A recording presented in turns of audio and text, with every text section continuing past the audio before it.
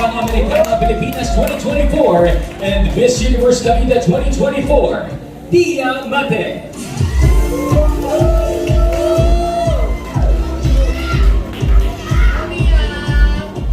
Magandang gabi, everybody. Buenas noches. Latina na, di ba? Kailangan eh. And maraming salamat po. And now, of course, if we have any questions for Miss Tia Mate, let's start off with pageant talk.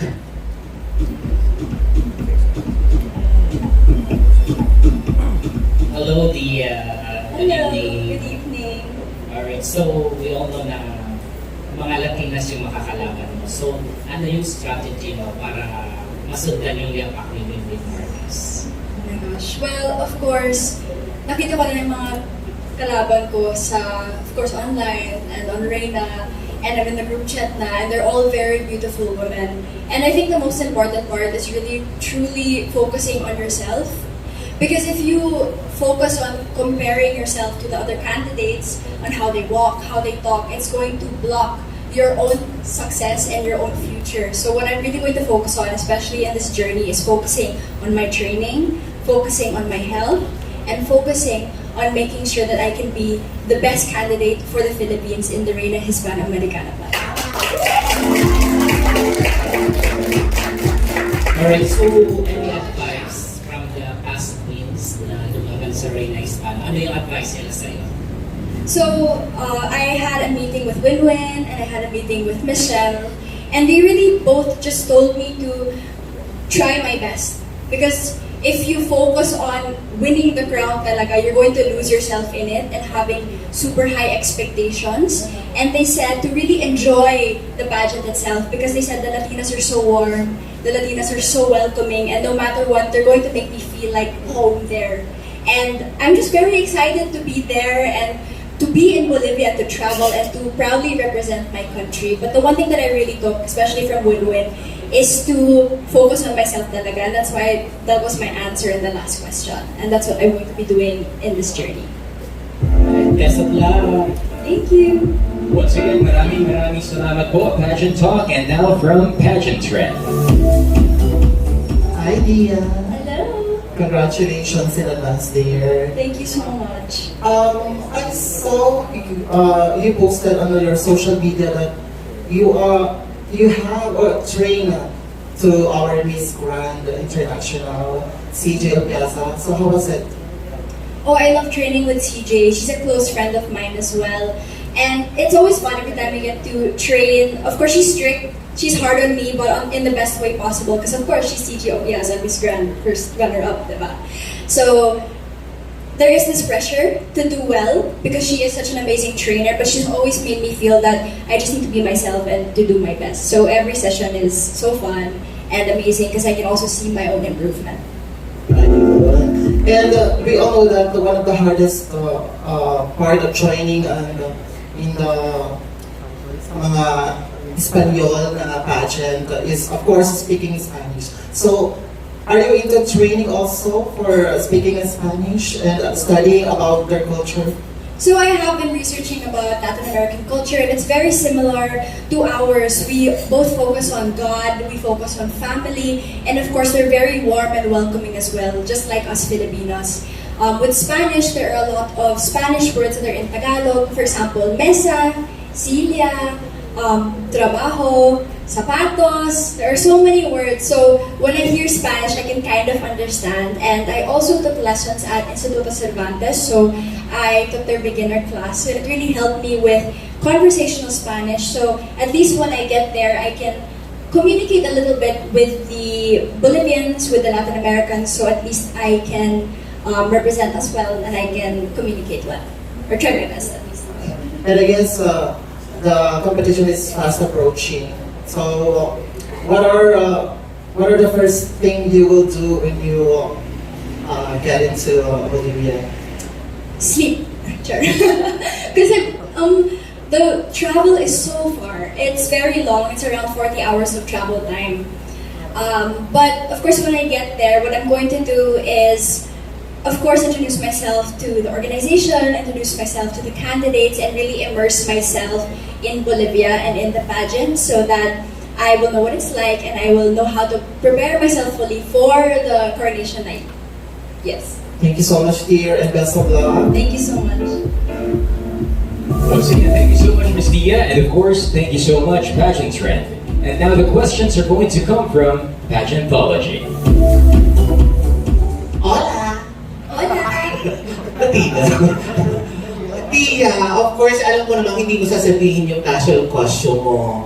Bigyan mo na lang kami ng hint or idea about your national costume. Well, my national costume designer is Eric Montoya.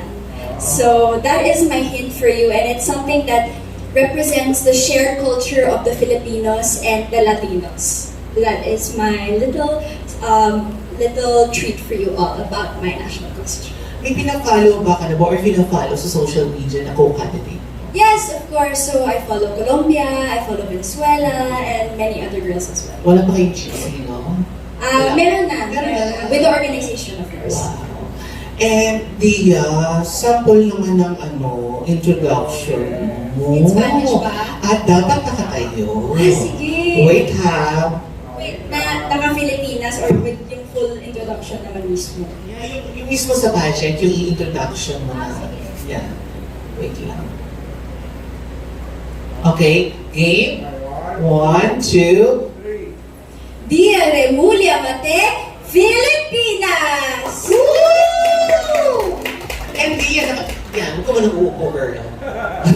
So, ganito. Ito yung question na to talagang ito ata yung ating santa na question for the pageantry. Dia Mate, ang Miss Filipinas, why should you be our next Reina Hispanoamericana? As a Filipino, I represent a culture that is very unique.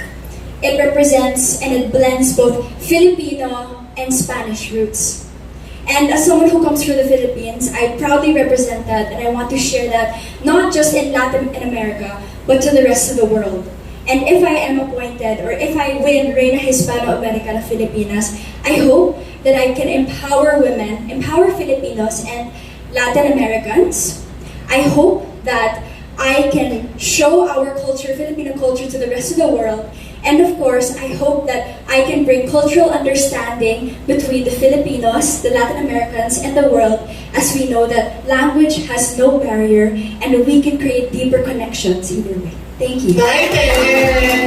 Wala ko kami ng mga co-candidate mo. Dapat manalo ko parang i-bonus naman kami kay mga sita. Tama na kayo. Kasi malak din. Thank you po. Thank you so much, and of course, maraming salamat po, Pageantology. And now, the questions are going to come from the Crown Philippines. Hi, good evening.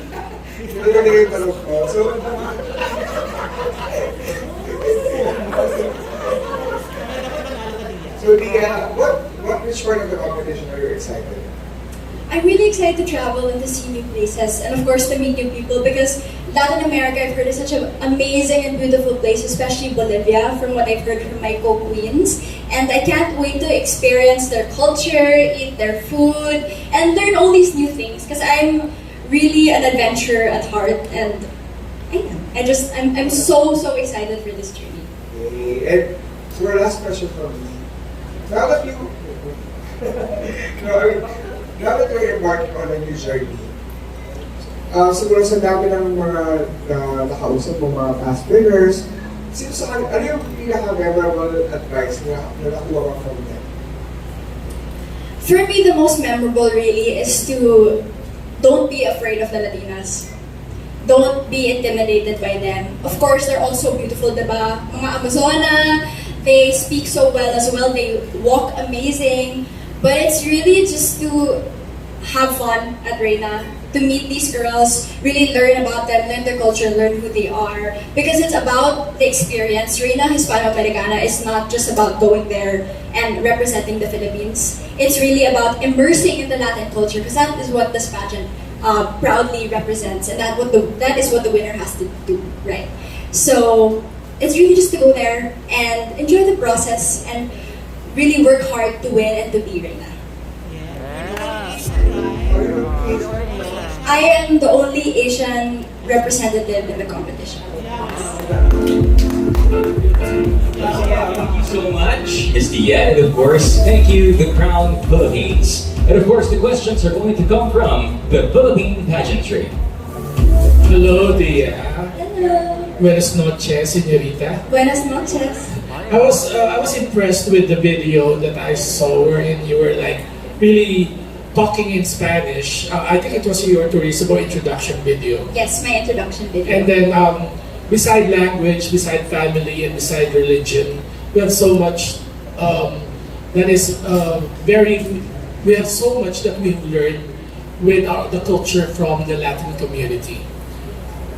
What are you going to bring to Bolivia and to the Reina Hispanoamericana contest that is distinctively Filipino? Well, of course, the Filipinos, we have such a unique culture, right? We were colonized by the Spanish, and then the Americans were here as well. So we have a lot of different traditions, and I believe that as a Filipino, I can bring such a fresh perspective to Reina Hispanoamericana. And something distinctively Filipino, and at least being here in Cavite, that I believe that I could bring is really truly being brave and holding that notion of palaban, being a fighter and being a warrior, because a lot of Caviteños were warriors, right? So I want to go to Bolivia to represent my country and be a warrior for the Philippines. Okay. And pasado na daw kagad. One of the things that attract the Latin community to the beauty of the Philippines is the Oriental look that you specifically have, just like what Miss Miriam Keba also had, and Win-Win also had. Capitalizing on this, how are you going to bridge the gap of your being an Oriental beauty to the Hispano-Americana world? Though my looks may not be close to those of the Latin Americans, what we do share is the same heart. We share the same culture, we share the same foods as well, and some of the same language. So what I truly want to be able to do to bridge this is to promote that we don't need language to connect to others. What we do need is kindness and empathy. And if we are able to have that with one another, then we'll be able to culturally bridge the gap between Filipinos and Latin American, especially with our looks. Looks don't matter, language doesn't matter as long as we are kind to one another. And for my last question, you are representing a powerhouse in Asia when it comes to pageantry, but you are gonna be a warrior and entering the land of the powerhouses in South America. What will be your strategy?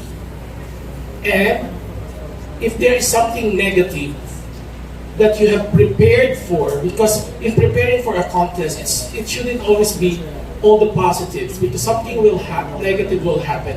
If there's something negative that you think, that you're afraid that might happen, but you're preparing for it, what is that and why? I feel like it's amongst all beauty queens that compete in international pageants, the one biggest negative we all have is to let our country down and to not win or not even place.